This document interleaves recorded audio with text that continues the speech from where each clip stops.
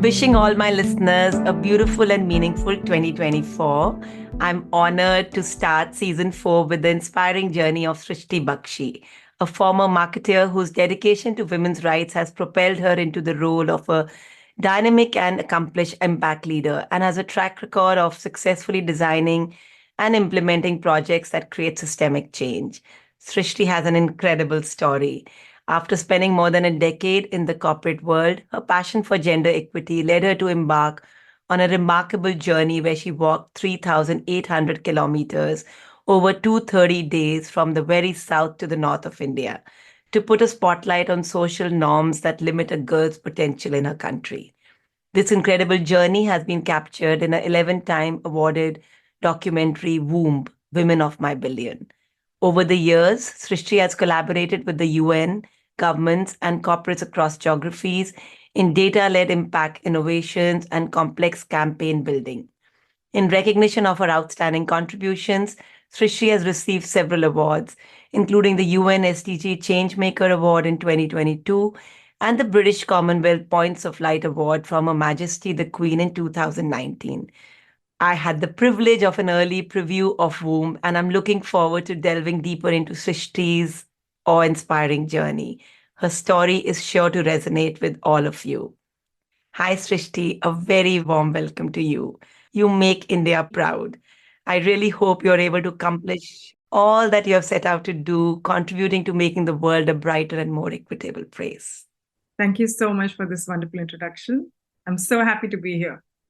Awesome. So, daughter of an army officer and a curious mom, love to hear how did your early years shape your journey thus far? So, my journey was very, very adventurous. And from a standpoint of my mom and dad raising two daughters in a world which was very unequal on the outside, but they made it their mission to give us an equal childhood. Both my parents invested deeply in character building activities. They engaged us in culture, in very, very rigorous trainings. My sister is a state champion sharpshooter, and I took to horse riding. And both these activities shaped us to be individuals who had deep love for the country and also infused that adventurous streak in us.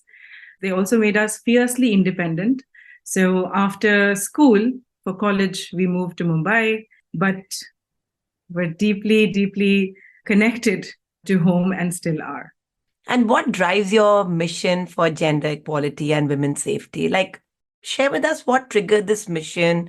When did you first experience a sense of being unsafe, given that you had such a secure and comfortable childhood?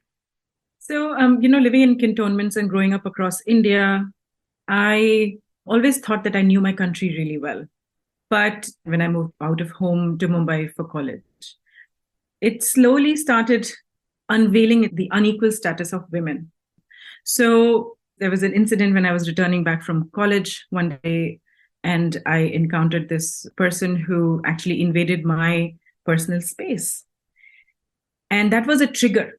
I was filled with rage, anger. I wanted to fight back. But at the time, I remember that finding that voice of combat and fighting that injustice wasn't something that came inherently to me. So those are the things that also put questions in my mind as to if I am feeling this unsafe and underconfident about my environment, what would happen to a young girl from a smaller village or a girl who would have been in this environment from a standpoint of having lesser privilege than I had? So you start questioning your privilege as well. So all these questions started weighing me down a lot. And I became an activist. I call myself an armchair activist because I used to constantly fire away my anger on social media, on Facebook, on Instagram, on Orkut, those were the Orkut days, about this injustice. But all this anger used to fizzle down once the news was old. And when I had moved to Hong Kong, I moved at a stage where international exposure also constantly spoke to me very, very lovingly about the fact that India is such a diverse country, it's such a beautiful country, but also it is very unsafe for girls.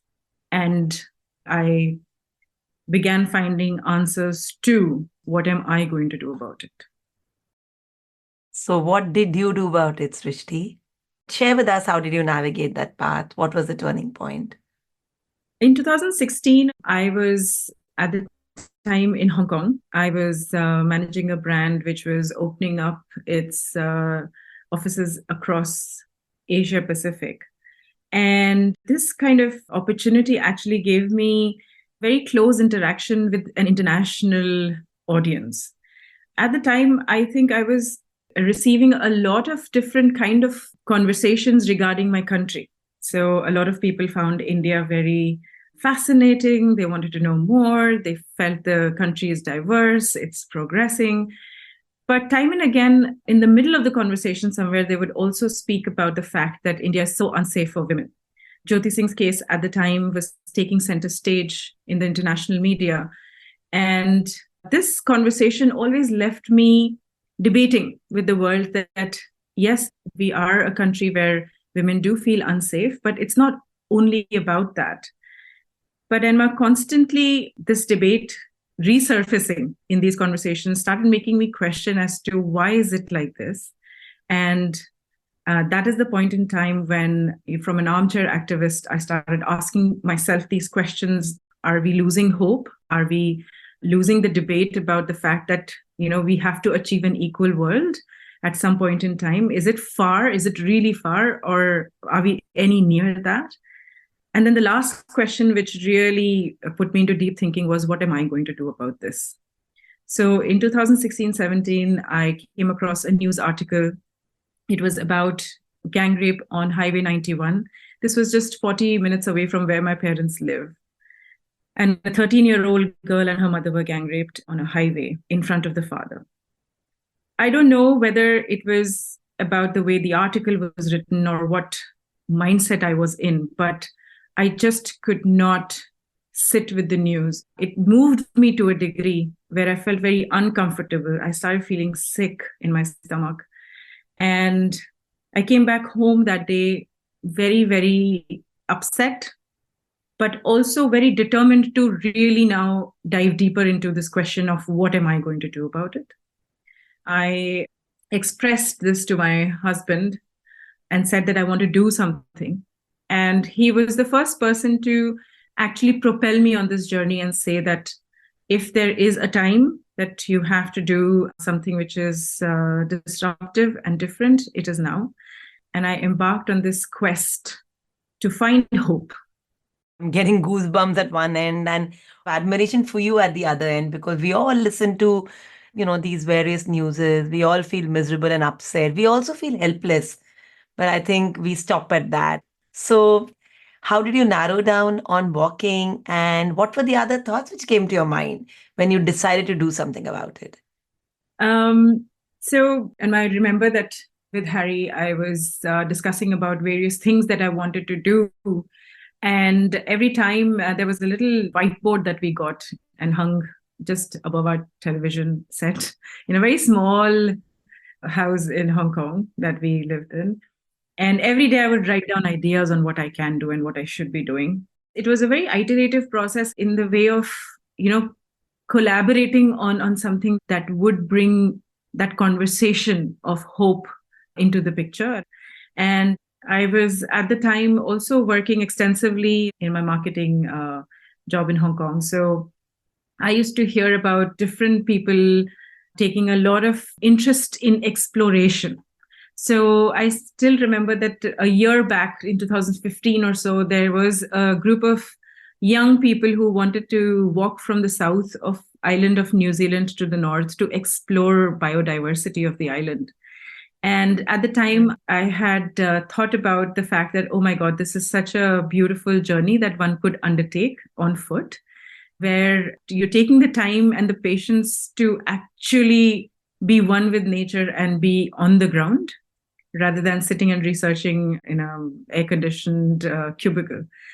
In some way, this idea stuck with me. And when I was conversing about what I could do, to have a conversation with the people of my country. This, idea just flooded my entire mind. And one day I just wrote on that whiteboard, I want to walk from the south of the country to the north of the country. And I really want to know India. And I want to have a conversation with the people. And I still remember that Harry came back from office. He looked at it and he sat down on the sofa. And he looked at me and he said, are you sure you want to do this? And I said, yes, this is what I want to do. And he said, do you know what you will need to be able to do this? And I said, no. And the next conversation was, okay, then let's start planning for it. So this is how the walk came about. Delving deeper into why walk was also because, following that conversation, there were a lot of ideas that came from different sides of my, tribe. Why not drive? Why not skate? Why not cycle? It would be faster.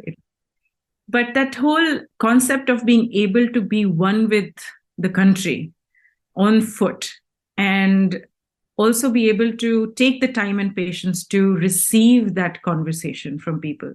I think I just wanted it to be walk always. The other side of it is that whenever I discussed this concept with people who were probably not readily available to advise, those were children and old people, they always felt very connected to the idea of walking. So even a 4-year-old and a 90-year-old grandmother who would hear my idea would say, yes, I would also walk with you.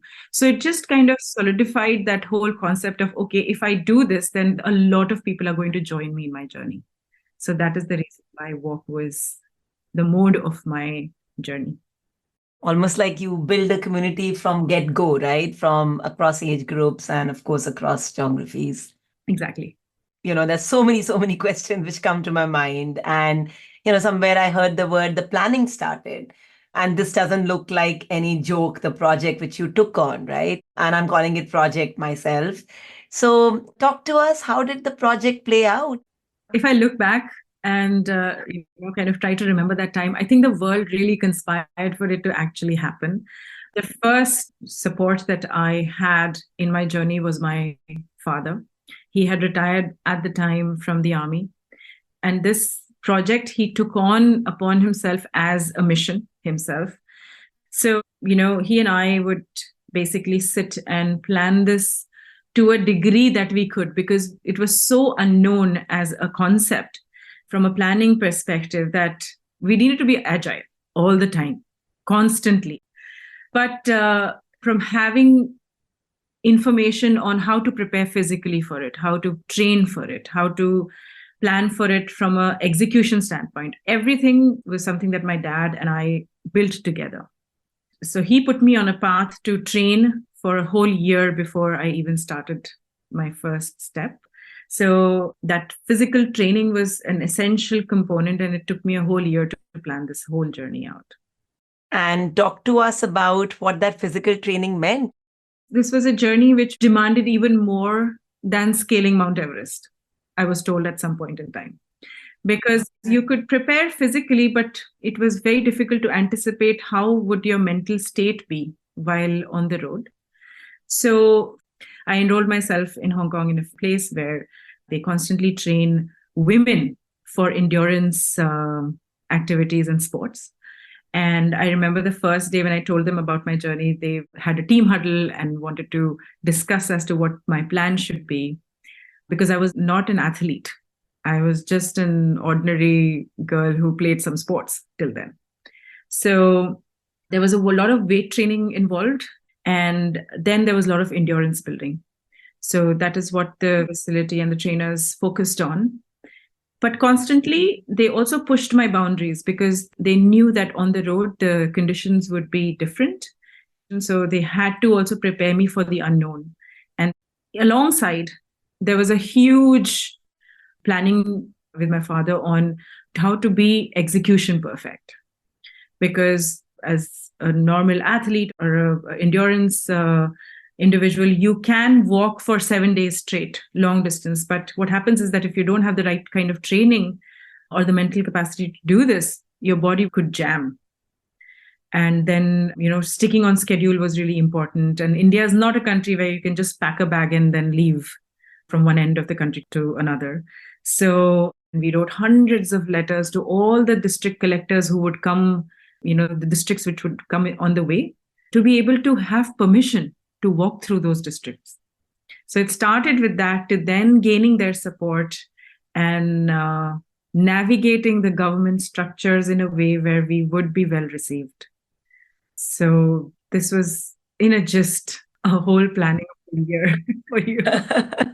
It's crazy, absolutely crazy. Srishti, I want to backtrack a little bit, okay? From this person who was a marketer to becoming what you have become today, it almost feels like serendipity to me. Like the whole thing was meant to happen. So, talk to me about your professional journey. Like, I'm wondering, does it have any role to play in how you plan for that 1 year?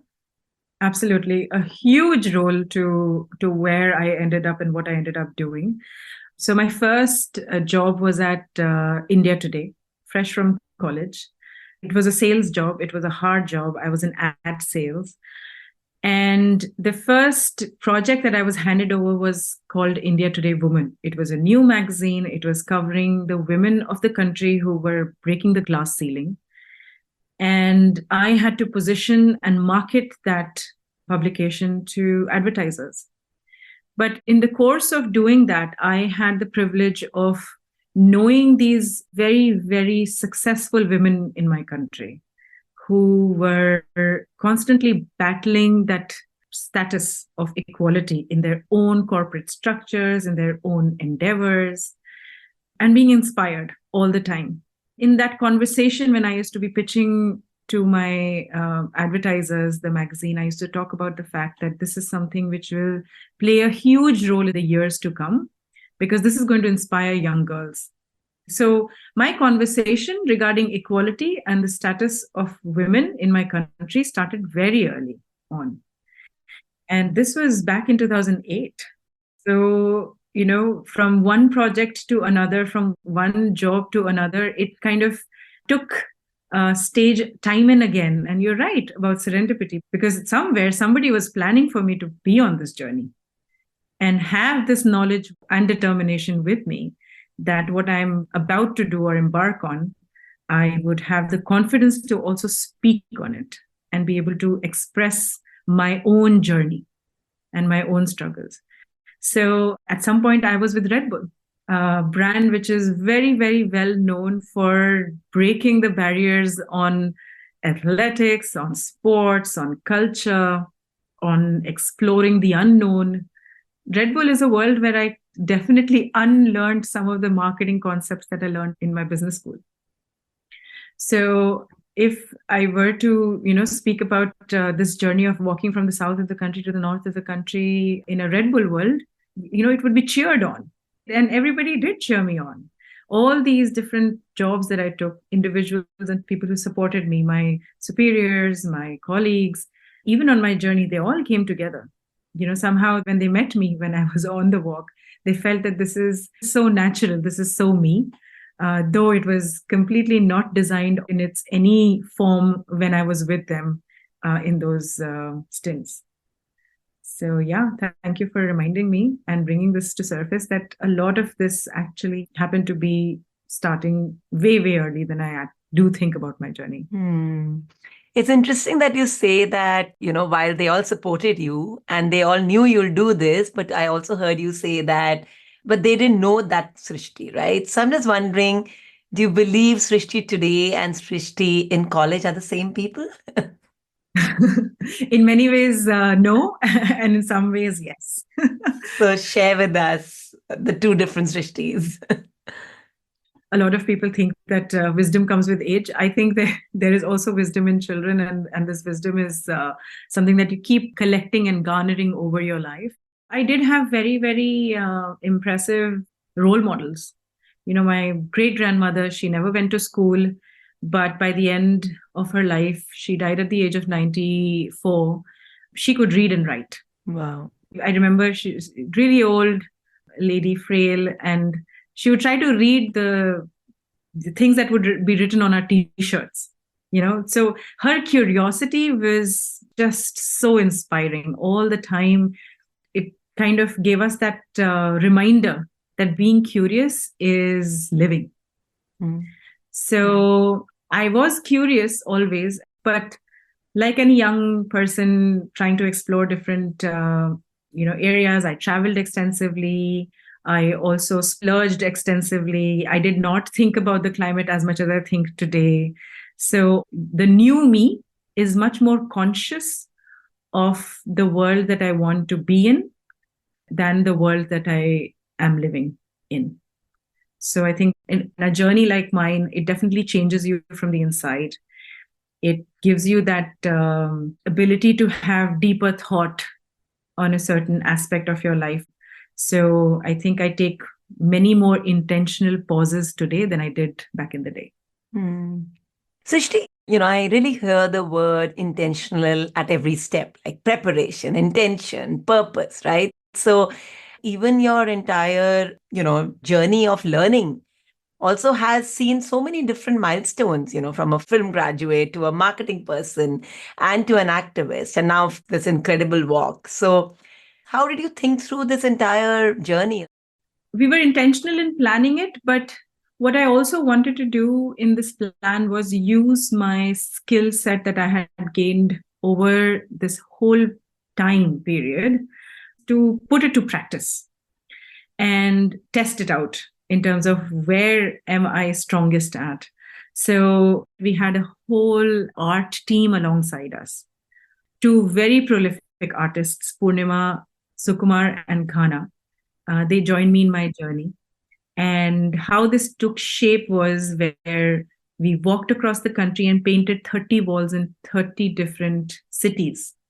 And these walls were dedicated to the women that I was meeting and those who were extraordinary, but living very ordinary lives. Mm. So this art project actually got me so much closer to my own journey and my own expression of this journey, because I felt that what I was feeling on the inside, it is in a physical sense on the outside on a big, big wall mural. So these were the organic parts of my journey. The film, on the other hand, we always planned to have it documented in some capacity. And, we wanted to be able to produce evidence of what we discovered on the road. And it became a film when I crossed Bangalore, when we thought that, okay, there are so many of these stories and these stories need to be told to the rest of the world. And the best platform to do it would be a film. So film, on the other hand, was intentional from the get-go. We had an app where people could actually come and walk with us from across the world and dedicate their steps to causes that we were supporting. It was something that, again, came from the fact that I had training in marketing and branding, and I knew that my journey had to be digital in some capacity. And the entire planning happened overseas in the US under the guidance of my brother-in-law, who was at the time in Google. Mm. So he took upon himself that he's going to support me and create this platform so that the world can join me. And I was very, very closely associated and running that project with him. So yeah, there was intention, and there was also a lot of these people who came together and took upon themselves as their own mission. Since I've had the opportunity to watch it, I saw moments when you were looking completely shattered and hopeless. I, of course, saw moments when you were so motivated and charged, and you did those workshops and exercises with the kids and women and so many other age groups, right? Share with us, how did you manage to stay motivated throughout the journey? Yeah, the journey was testing. It was not easy by any measure. It was not easy to be able to watch the violence, to be able to witness the atrocities, to be able to have a conversation with a woman who has had an acid attack. These moments change you from deep within. And the real reason why the walk continued and it actually did not deter me in terms of my mission was this one incident that I want to recount from the walk. I was very unwell. I had and stomach problems on the road. You can imagine that there's so many different environmental challenges, as well as being super hot or dehydration at some point. Though I had a very, very lovely operations team who would keep me on my toes on health parameters, but still I was unwell. And I had also witnessed a very horrific case the previous day. So things were mounting up, but then it was 4 o'clock in the morning. I used to start my walk every day at 6 o'clock. And I went to my father and I said, I don't think I can walk. But my father had already arranged for this group of women from ASHA workers who work with women in villages to support me in my journey, and they were coming to walk with me. So they had already obviously started from a very far off village to come and start walking with me in the middle of nowhere. So my dad looked at me. He knew I was unwell, but he said that it is absolutely important that we do not disappoint any of the groups who were coming to support us. So reluctantly, but I did get ready and advance on my journey. And when I reached there was this one woman who was visibly blue and looked like she was beaten the previous night. She had little scars on her face and neck. And the thing is that at the time, I did not have the capacity nor the strength to be able to have a conversation with her. So looking at me, she started walking with me. We walked 5 kilometers. And we always walked with groups, only 5 kilometers, because it's otherwise difficult to do, longer walk. And by the end of the journey, she came up to me and she said, Ki, dekhiye, I know you know what has happened with me, but I just want to tell you one thing, that seeing you walk today and hearing about your journey and just meeting you today, it has given me the strength to fight back and not let this happen to me again. And I can't tell you, Enma, how much I just broke down. I remember that time and I hugged her and I felt deeply connected to her.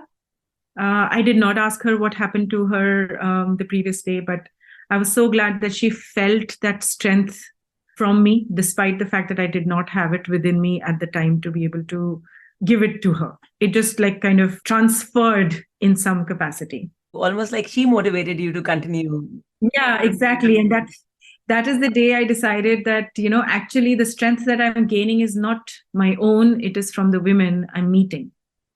And even if one woman feels this way, then it is my duty to be able to make this a reality for a lot more women. So my journey from that point on became about the women, and I started gaining strength from the people I started meeting. So it kind of reversed in a way for me by meeting this one woman, and her name was Halki Bai. She was really hulky as well, like very, very frail. What a strong woman. What a strong voice. And there was shiver in her voice, but I could only hear those strong words of wisdom and strength that she imparted to me. So are you still in touch with these people, Srishti? I am in touch with many people, and in terms of like just, hearing from them, the only reason right now I'm on Facebook is because this community actually connects with me on Facebook. Sometimes students, sometimes young women who are kind of exploring and coming onto the internet world slowly and steadily. It has been 5 years, but every month or two, I do get messages from across the country. They wish on different occasions, they follow my life. And I think I just keep receiving these blessings time and again. So it's very much alive, the connection with many on the road. Share with us a couple of more stories which significantly impacted you, maybe in a positive or a challenging way, as you continued the 3,800-kilometer walk. So there are 2 or 3 stories which have etched in my memory. One is that I was walking through Tamil Nadu. There was a language barrier. We did have a translator. We also had a follow car that followed me when I walked, because in India, overtaking can happen from either side of the vehicle and it becomes very dangerous. And my dad decided to put up a board on the vehicle which spoke about the fact that I am walking from south of the country to the north of the country in support of women's rights. So I was crossing over. It was really hot day and depleted on energy. And I crossed a railway crossing. And as soon as I crossed, I saw this one woman from the corner of my eye. She came running with a bag of fruit. So she is a custard apple seller. And she came running and she handed over the custard apples to me. And thankfully, I had Ghana by my side who understands Tamil. And she translated and she said that, "Hey, I know what you're doing would not, help me in my ordeal or my life. But as soon as my daughter comes back from school, she's going to hear about it. And I'm sure what you're going to be doing in this journey is going to help my daughter. So thank you." Oh my God. Again, that was such a moment of truth for me in terms of that patience that I spoke to you about in the beginning of our conversation, that I needed that time to be able to find my bearings and find my foot forward on this journey. And these are the moments which propelled me forward. Like, I remember I finished my milestone 20 minutes in advance than I usually do. So this young boy, he was walking with me again 5 kilometers, and he came up to me and he said, in a very naive, innocent voice, he said that, "Madam, I have two sisters, and in my village, all these girls who get married, they end up with husbands who drink and they beat up their wives, and I never want my sisters to face this. So can you please put some confidence in them?" And he actually ran back home after the journey was over and got his two sisters to meet me at the end of my journey in his scooter. They were triple riding it, and he said that, "But just meet my sisters." And he said that, "Please tell my sisters to appear for the exam for becoming a police constable." I felt so close to people at the time that they felt vulnerable enough to come up and make me a part of that family conversation that they wanted to have. So these are the heartful moments, and many more, but there were challenges as well. I also met a family who encountered a horrific incident where their youngest daughter was gang raped and burnt alive. This was in Deval. It was a very hard story for me to even tell to the rest of the world. It is there in the film in some ways, but there is so much more to what happened than there is in those 90 minutes of the film. Just being in the presence of a family who had endured such a loss and were to live with the loss for the rest of their lives, I think it moved me deeply. It also made me question a lot of things around different cultural practices that we have and the manifestations that it takes. For example, the dowry practice, and how that had a huge role to play on what happened in that village and many other lives. So dowry came up as this constant reminder of how a systemic practice is actually keeping us further away from our goals of equality. So despite the fact that it is abolished, despite the fact that we have laws around it for the practice of it, it is a tool where patriarchy thrives. It is a tool that is actually practiced by women themselves in many, many ways. And it is a tool which needs to really be something that we leave behind as a culture. Wow. I think you came on an exploratory mission, but ended up impacting, motivating, inspiring brothers and girls themselves, of course, and mothers, right? So, what's next for Srishti? Like, what are the key learnings, or what does the roadmap look like then?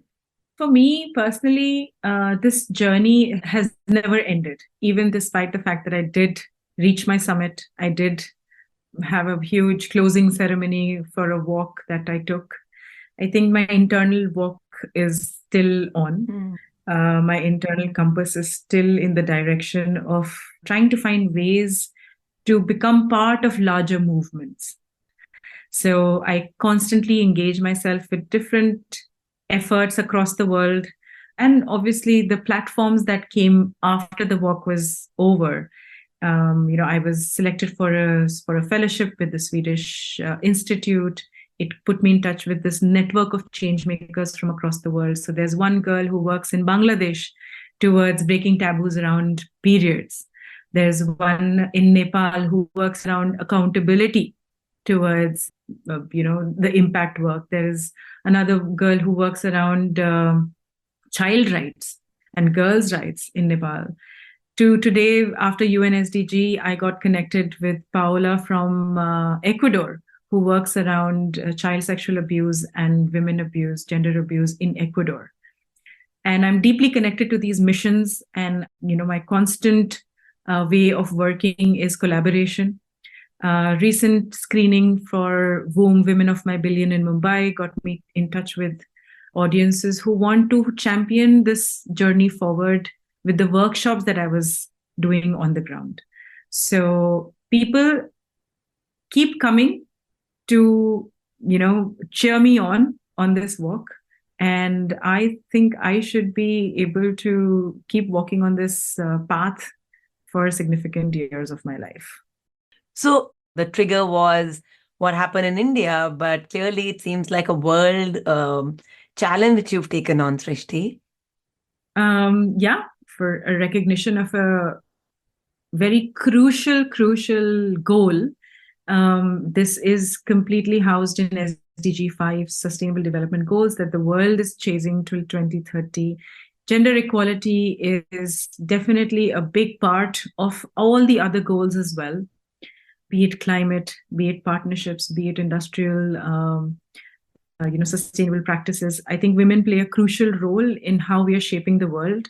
And it's high time that we are given the equal status around everything that we do. If I had to double click on, the age-old customs you talked about, so how do you plan to change mindsets, Srishti? So, Enma, from my realization after this journey is that this is a much larger mission for a lot of different people. And my effort is for us to work together. So, I'm going to give you an example again from the walk that many a times people who would introduce me to groups of women or groups of people or in schools would be faculty members, teachers, some corporators. And there was one instance where this one person who introduced me said that we should be thanking Shrishti's husband and father that they have allowed her to do this walk. But he was so innocent about it. It's just that, from the age-old customs that he actually cannot fathom the fact that there is a husband out there is a father out there who has got the, capacity to actually allow their daughter and their wife to do this.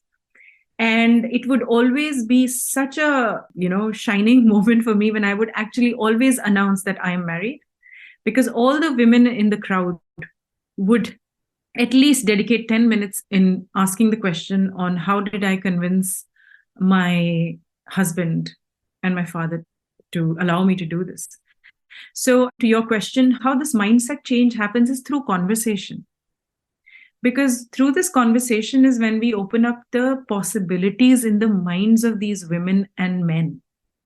The elderlies of the villages, they would come and would greet me and welcome me. And that is when my father would take a little bit of a stage and speak to them about the fact that why is he championing it? So today this conversation is carried forward for me in the form of a book that I'm writing.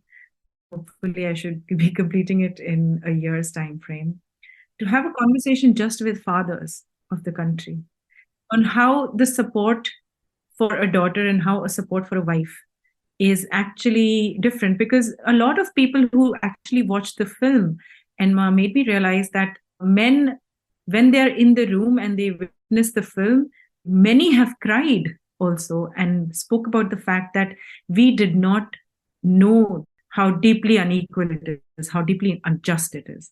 So if we are keeping the conversation alive, we are changing one mindset at a time. And at some point, we will become the critical mass. So that is my plan. I want to sort of draw an analogy to Atlanta Diaries. When I asked them who was your mentor or who supported you in this journey, it's so interesting the number of women who have talked about their fathers supporting them. Absolutely. I cannot concur more aggressively on this. That if you have the support of your family, of people in your life, it does become much easier.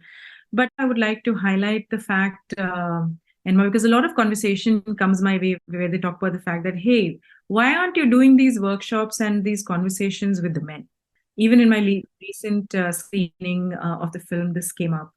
And, I have only one realization again from the journey for this is that the inequality is so deep rooted in our Hmm. minds that sometimes when you even provide the right environment for the women, it still fails you because of the fact that your mind is not open to the change.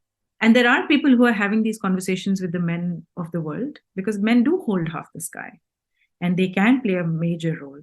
My work is again and solely focused on getting the women to find that energy, to find that aura, to find that space where they start themselves feeling empowered and equal. So once you come from a place like that, the rest of the journey is very, very easy to travel. So, that mother who speaks about dowry hampering her, but then again practicing it for her own son, once that realization hits on how this custom actually hurts us as a society, hurts her daughter, is when the conversation will be successful. Any projects which you've already sort of embarked on? Any success stories? Like I said, I'm deeply connected to the mission in Ecuador with my fellow SDG champion, Paola. So, working deeply with her. There are many projects in India. The workshops that I did while on my journey, these continue to feature from time to time with collaborators on the ground. In Hmm. fact, after we finished the journey, my mum actually carried forward these workshops in the whole state of Bihar with the NCC group because that was one state that I could not walk in.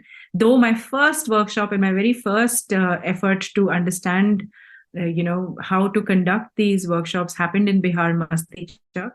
But then, after the journey was over, my mother carried forward this journey in a beautiful way with the NCC cadets across the state. So I'm open to collaboration. A lot of people keep getting in touch with me, and these pockets of projects keep happening. So my effort again is to keep the conversation alive. Hmm. Let's talk about, content of the womb a little bit. I watched Neelam and Sangeeta and Pragya, and I was so taken by the kind of vulnerability, honesty. They've just put themselves out there in the movie, right? So, how did that play out? There must have been so many cheerleaders in that journey also, and so many people who supported you in that journey also, who believed in probably the importance of this movement and message. Absolutely. The film was a project in itself. It's a journey in itself, which took 230 days more than outside of the walk. My sister has a huge role to play in it. Apurva was deeply invested in making it a piece which really is like a love letter to the country.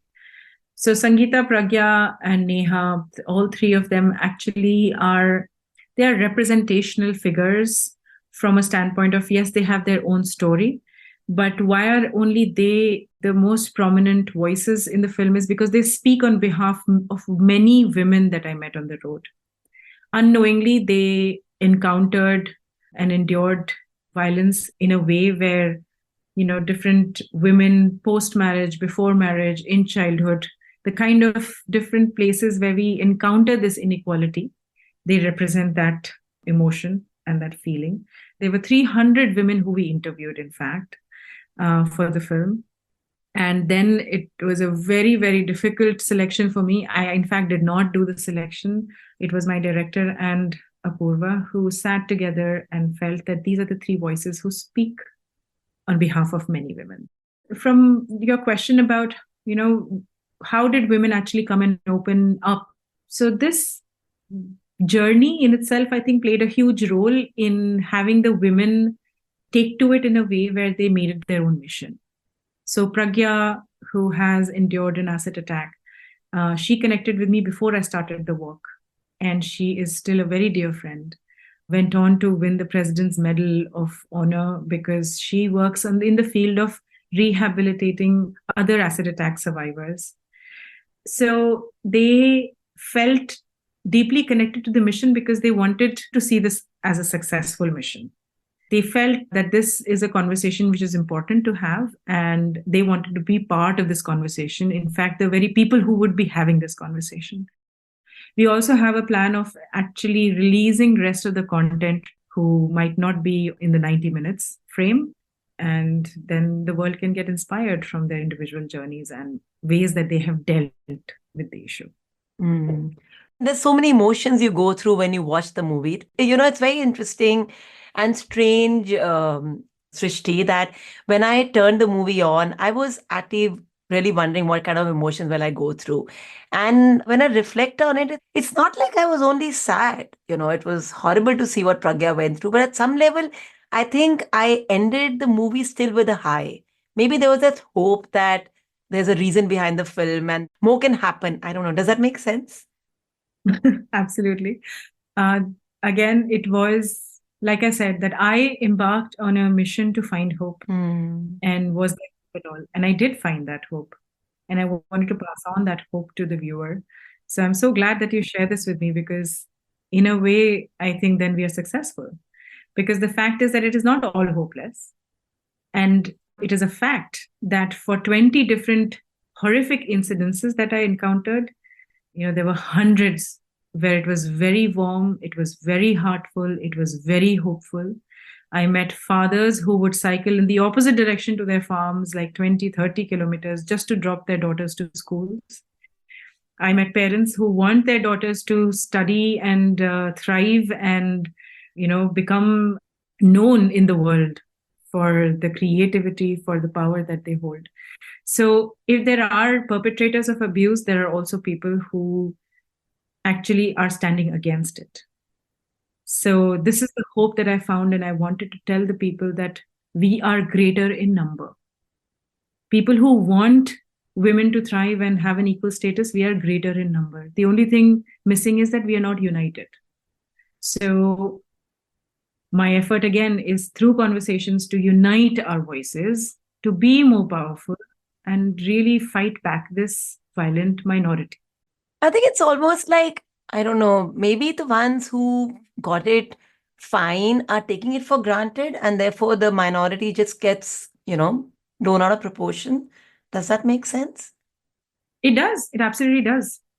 So it's a way of like how you live life, right? So if you're a policeman, for example, you start viewing the world from a very suspicious eye because the only thing that you're witnessing is crime and people who are the worst of humanity.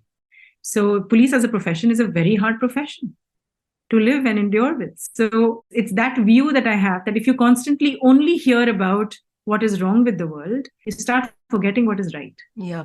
So I want to remind people who are on the rights that we are greater in number and we just have to be more powerful in our expression.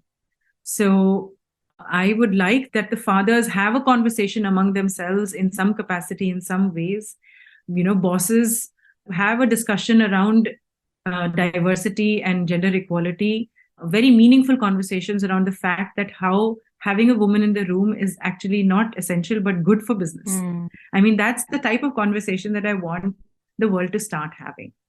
And then the change will automatically start appearing in front of us. So, what is the message you want people to take away after watching the film? I think the message has always been to support and be that shoulder where somebody can actually, see the reality for what it is. Mm. And my ask has never been that you leave your job and start walking across your countries. The ask is always that you be mindful of and inclusive of this conversation and also of your privilege. So, having privilege should not be a negative, it should empower you to do more. It should empower you to support more because everybody has busy lives. If you're not able to dedicate time and resources to, do it yourself, support somebody who's dedicating that time and resources. I think that contribution is when the tribe comes together for a cause and a mission. So that is my message to the rest of the world. Yeah, you just don't have to give your 100% time to this. And to that end, Srishti, what is going on with Srishti right now? It's very hectic. I'm a very busy mother to a toddler who's 3 years old. His name is Eiko. He keeps me on my toes, but also gives me the opportunity to actually experience this wonderful motherhood. I keep taking that pause to appreciate what I have around me. I have a very supportive partner who is also busy with me equally to take care of the house, to plan adventures, to plan for the weekend with Eco Home, and gain new experiences. We absolutely love to go still on hikes, so it is very much a part of our monthly routine where we try to explore something on the ground and be very in one with nature. So yeah, that's how I keep outside of my professional work and my engagements in different projects of my life. Awesome. Thank you very much, Srishti. This was an amazing conversation, and I'm really hoping, together with all the collaborations, we're able to change families one family at a time. Absolutely. Thank you, Anma, for this wonderful conversation, and I wish you all the luck. Thank you for being a part of this incredible journey with Atlanta Diaries. I have had the privilege of hosting guests who courageously shared their most vulnerable selves with me. And even if only a small segment of these conversations can champion the journey of one person, it will be worth each and every moment. And together, we know we can create an even greater impact. So I do have a humble request for you. If you found value in these episodes, please consider sharing the podcast with your friends, family, and on your social media. I would also love to hear your thoughts, and will really appreciate if you could take a moment to leave a review or rating. See you next week for another inspiring journey on Atlanta Diaries.